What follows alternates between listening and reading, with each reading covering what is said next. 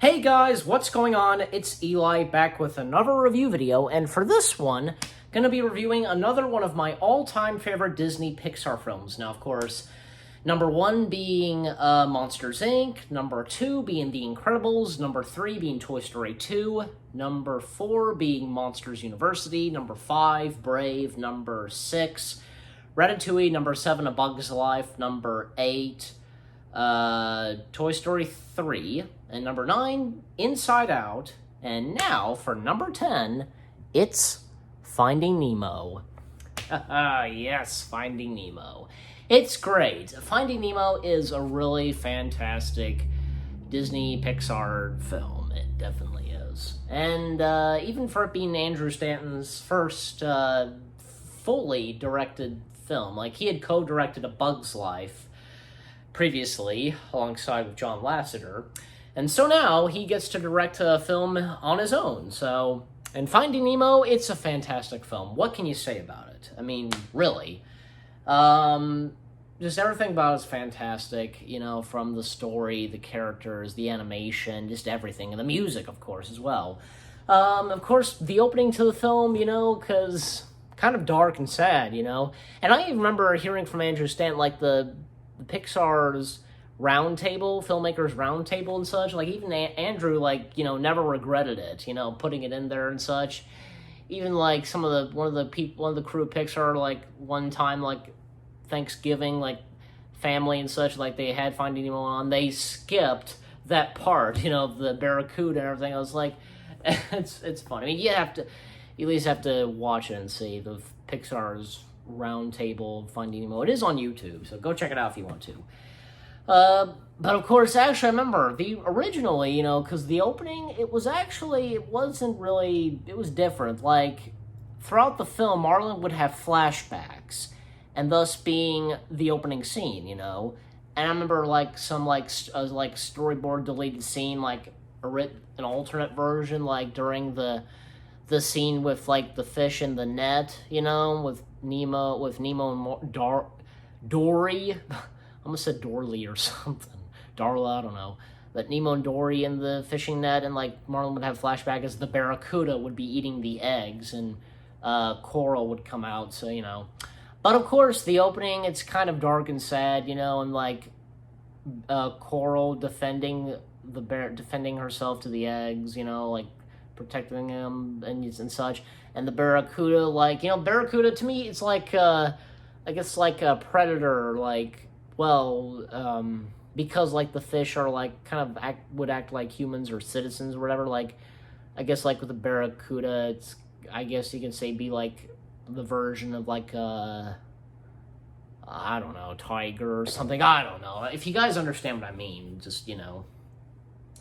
But, of course, one egg had survived, and that is Nemo, and as, you know, Marlin called the fish, and how Coral brought the name up, so, you know, and, you know, because Marlin, you know, we'll name one Nemo, but I like most of them be called Marlin Jr., so, of course, Marlin, taking Nemo to his first day of school, Mr. Ray and the kid fish, of course, you know, with Nemo, he, like, they wound up at the drop-off, and, of course, Nemo, you know, he goes up to the boat, he touches it, the scuba diver appears, you know, and another scuba diver with a flash camera, like, takes a picture of Marlin. And if you look at that camera, it has the words A113 on it. Yeah, see, you know, signature Easter egg from Pixar. Anyways, so Marlin goes chasing the boat. The boat goes missing, like, he loses it. Of course, he winds up meeting Dory. They wound up meeting Bruce, you know, that infamous sequence with the sharks. Anchor and Chum, and the sunk submarine.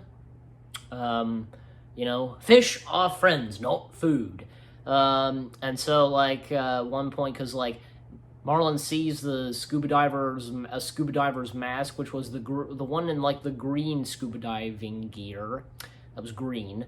And the green mask. And so, like, even, like, you know, what do these markings mean?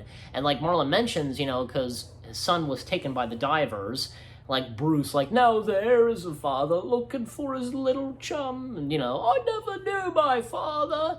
Like, come here, we're all mates here, mate, as the sharks say.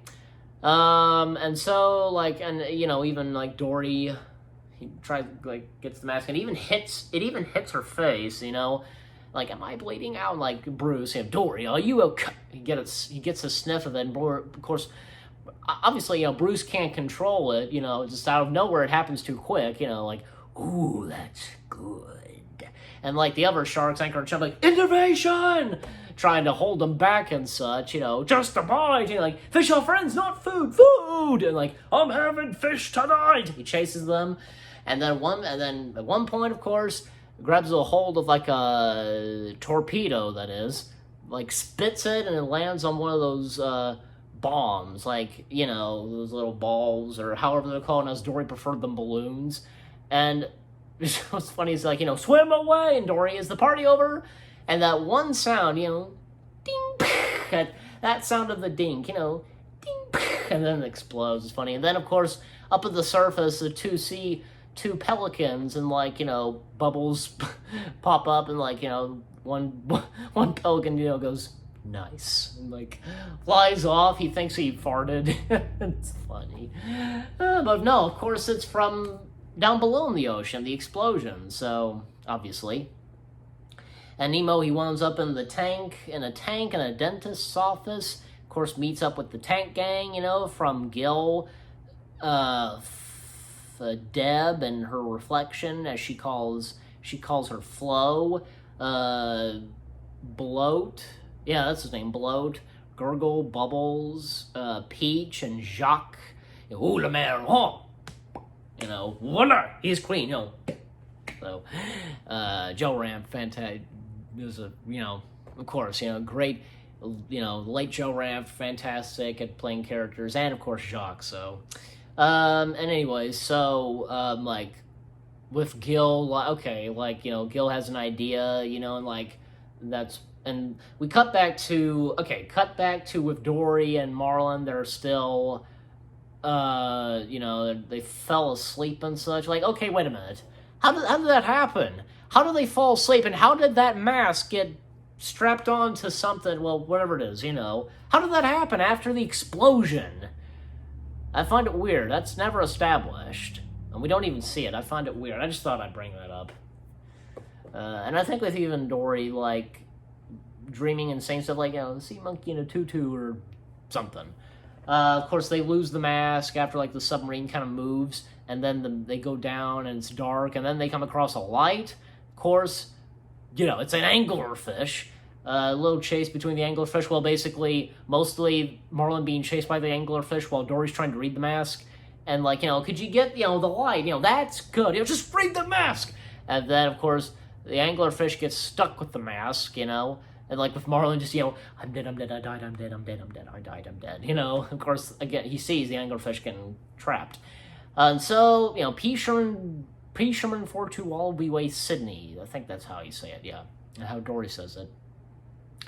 And then, of course, go back to the tank gang, because they have a little ceremony, and, they name Nemo Sharkbait, and Gil has a plan to get out, Take a pebble and put it in the filter.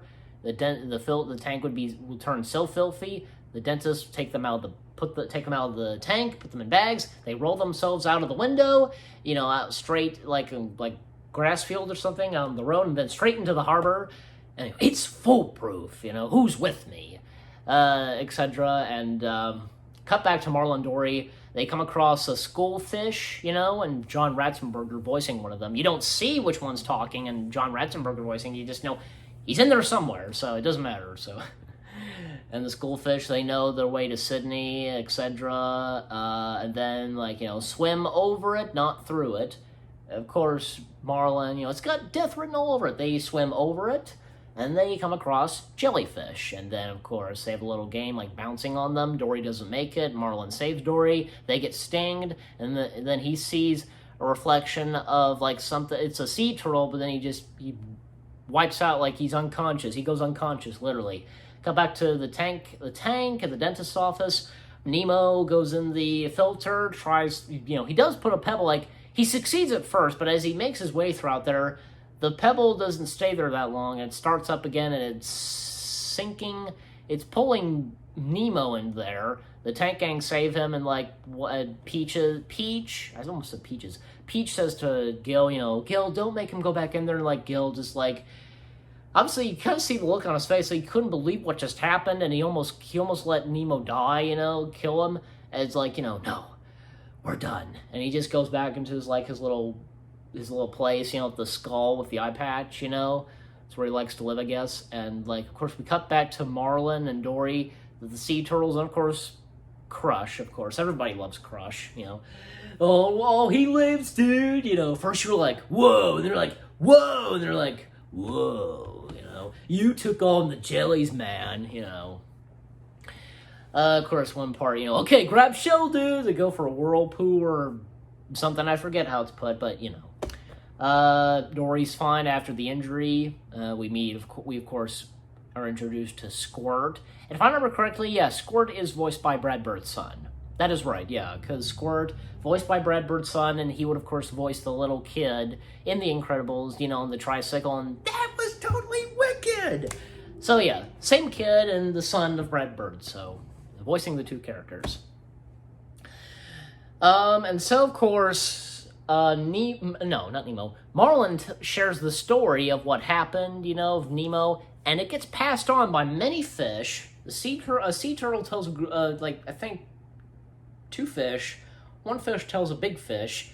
Lobsters hear about it. Dolphins hear about it. They tell it to, some birds. Birds are flying, they talk about it, and they, come across, a lighthouse, and they talk about it, and it gets passed, and where Nigel the Pelican, as, he was seen earlier in the film, friends with the tank gang, Nigel hears about it, and then he makes his way to the dentist office and tells Gil and Nemo about it, and where it is, he's heading right here, right now, to Sydney. And then Nemo, he once again attempts to block the filter and such, and he succeeds, and now Gil gives out, has a new plan and such, we have less than 48 hours before Dollar gets here, and think dirty thoughts, etc. And of course, back to the turtles, okay, you mean the swirling vortex of terror? That's it, dude. And so Squirt gives them the instructions, find your buddy or something.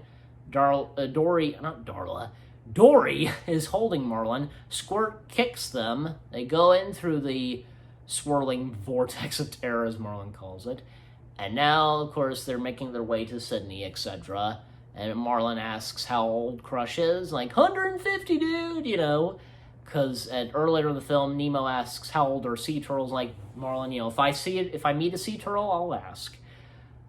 And so, of course, later on, they come across the whale. And, of course, Dory trying to communicate with the whale talk, of course. And then, the whale, sucks them, not suck them in, swallows them, kind of, the grill, swim away! But, Marlin and Dory missed the point on the whale, of course. We find out later, of course, but, come back to the dentist's office. The tank is now completely filthy. Peach, Snow Angel, and Gurgle's kind of freaking out over it. Bubbles, because dirty bubbles coming out of the treasure chest that he likes. Deb is trying to find Flo. And the dentist, crikey, what a stench or something. I like his because of the finger, and then he wipes it off of the sheet or whatever it is. The dentist cuts the people who get. Oh God, how do I say this? Customer, the kid, he wipes it on the sheet that the kid's wearing, doesn't even notice. I'm gonna have to clean the tank before Darla gets here. And so we cut back to, and yet with Gil, he's like, I'm sure your father's out there looking for you now. And Nemo's like, yeah. And we cut to, we cut back to the ocean, little montage, and beautiful music playing. Like, the music in the movie by Thomas Newman. He's, fantastic composer and part of the Newman family. Randy Newman, David Newman, those are the great composers, and Alfred Newman. They're, I think, Thomas and David Newman, they're brothers, and their dad is Alfred Newman, who had composed a lot of films as well. Their father was a composer too, and Randy Newman is a cousin of theirs. So, anyways, okay. We come back to the whale, and Marlin's trying to get out. I'm like, I have to find my son. I have to tell him how old sea turtles are. He kind of goes down a meltdown, and Dory tries to communicate with the whale again, and then the water inside the whale's mouth sinks down. Marlin, look, already it's half empty. And so, of course, the whale shoots them out from the hole and such, And of course, they wound up in Sydney, and of course, you find out the whale understood, and he was taking them straight to Sydney. So, and Marlin, thank you, sir. Dory, I forget how she says, but wow, I wish I could. I don't know if she said that, or I can't remember, but of course, cut back to if the next morning, and Peach wakes up it's morning, everyone. Today's the day. The sun is shining. The tank is clean, and we are gonna. The tank is clean. The tank is clean. The tank is clean, and of course, the aquascope. If I'm saying that right, it cleans the tank, and of course, Darla comes in, of course, and Nemo was put in a bag, and when we cut back to Marlin and Dory, they get swallowed up by a pelican. Nigel comes in, I think the pelican's name is Chunk, I can't remember, but or I think Chum or something, I don't remember. What is it? Fish got your tongue, and opens his mouth, Flum, and however Nigel says it, of course, when Marlin says, I gotta find my son, Nigel realizes that it's Marlin, and, hey, it's the fish we were talking about, it's trying to find his son. Nemo and Dory, they leave and such, they're leaving. Nigel tells her, hey, wait, hey, of course, the infamous scene with the seagulls, mine. Such a funny part right there. And of course, Nigel saves them, fasten your seatbelts. They go flying around the dock and such, the harbor. And actually, I remember, originally, I remember hearing this, that originally they were supposed to fly around the city. That is the, Sydney, the city of Australia, but that never came to be. I don't know why, I can't remember, but they wound up with doing, say, them flying around the dock, which, it fits better. I think I think it's much better, I guess, Of course, they lose the seagulls. The seagulls get stuck on a sail, and so with Dara, she's tapping on the glass, and that music plays, Dora, I'm a piranha, then the Amazon, and a piranha, blah, blah, blah, blah, blah, just like your present, ha, ha, ha. And so, of course, Nemo plays dead. Nigel comes in with Marlin and Dory. Marlin, gets Nigel in the dentist's room, I can't go, and, actually, I remember this, Jeffrey Rush, who voices Nigel, he actually held onto his tongue recording the dialogue, because with recording the lines of Nigel when he had water in his mouth, and he had Marlin Dory in his mouth as well. So, pretty clever for, very good of what Jeffrey Rush did. Very good, so pretty clever. And Marlin, Nigel, get in there, I can't go in there. Oh, yes, you can. He grabs his tongue and, kind of hurts him, and he's in the dentist's office. Darla screams, and the dentist, right as he's about to put Nemo in the trash can, what the, and tries to get Nigel, and one of the dentist's tools, dentist turns on, and the kid he's reading an Incredibles comic. He looks up, he sees in the dentist, from the tank, just doesn't really see what's going on, just thinks that violence going on, and the kid just it's just funny. It's funny. Of course, at one point, Marlin, he sees Nemo, and he thinks he's dead. But, of course, Nemo's playing dead. And it's too late for Marlin to know that he's alive because the dentist grabs Nigel, he throws him out, and stay out! Nemo, he stops playing dead. He knew he hurt his father and such. Darla grabs the bag and like, Fishy, wake up! Gil and the tank gang, they go save Nemo. Gil gets in the volcano. Jacques spins it and such. It blows. It launches Gil right on top of Darla's head. And the dentist is like, Crocky, the animal's gone mad. He accidentally hits himself with the lamp and such, light. And like one point the customer is like in the waiting room. They look through the tank and such.